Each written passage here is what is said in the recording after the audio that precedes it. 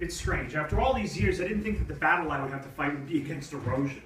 The fact of the matter is, Moses had many reasons why he didn't want us in the parks, and he wasn't shy in telling the world about them all. But what spoke the loudest wasn't what he said to the world, it was what he said to his friends. I think it's clear that Pat was a communist until the first subpoena was served on him by the committee, and that he was identified with the Communist School. He certainly learned the procedures and methods of influencing people. You'll note that he testified that he no longer was a member of the Communist Party at the time of the first hearing, but that he took the Fifth Amendment when asked if he was a member of the Communist Party. You will see that he also took the Fifth Amendment when he asked if he would influence people to join the Communist Party. This fellow Pat became more and more rambunctious, unwilling to conform to rules, uncertain of support, and threatening in the usual left-wing technique. As a result of recent experiences, we have looked him up a little more carefully. Turns out to be atypical of the type, of the breed. He took the Fifth Amendment 12 times before the House of Un-American Activities Committee. Pap in recent months has become more and more truculent and unreasonable. He first agrees to follow the rules, then he refuses. He adopts the old left-wing technique of agitator among artistic and so-called liberal groups, the Big Lie, etc. He was a communist of long standing, affiliated with all of the radicals, took the Fifth Amendment again and again. You know, the press is a kind of thief, and the headlines are marquees. You can't win as David against a Goliath like Moses without God on your side.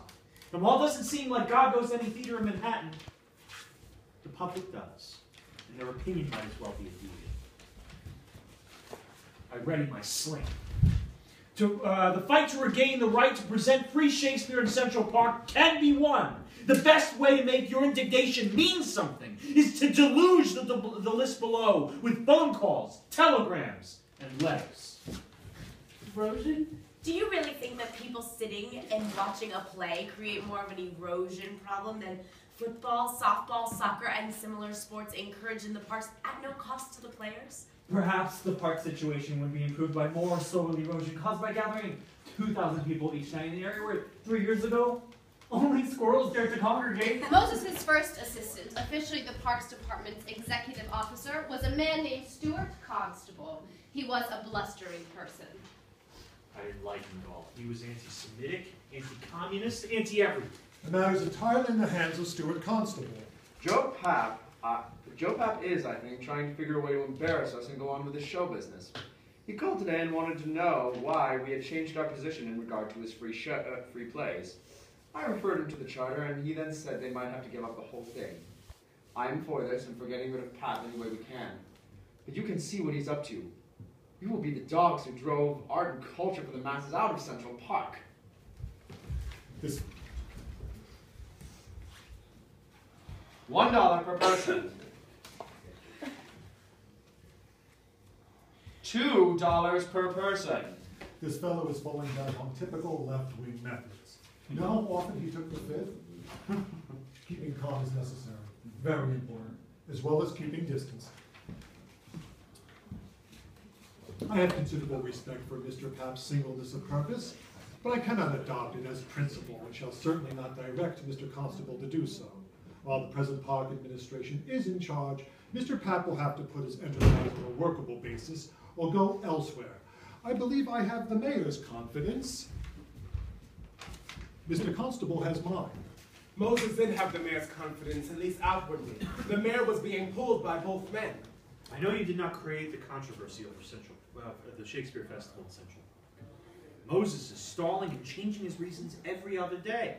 Moses has had his say, the public has had theirs. Now it's up to you, Mr. Mayor, to call an end to this political game of musical chairs and insist that the festival be permitted to operate free in Central Park as it has done for the past years. I would like to suggest that we have a meeting either at City Hall or Department of Parks to discuss the Shakespeare in the Park situation sensibly. If the contending parties can sit down in a calm atmosphere, I'm sure that an amenable decision pleasing to all could be worked out. The mayor took this meeting with Moses at the Players Club, founded by Shakespearean actor Edward Booth. Do you remember what Moses did when his swimming captain tried to question him? If you don't let me do it, I'm going to resign from the team. Well, Bob, your resignation is accepted. This time he did it and made it work. Not as brashly, but he demanded that either Robert Wagner, the mayor that dare only offer him 2 of his desired 3 positions, fire him or support him.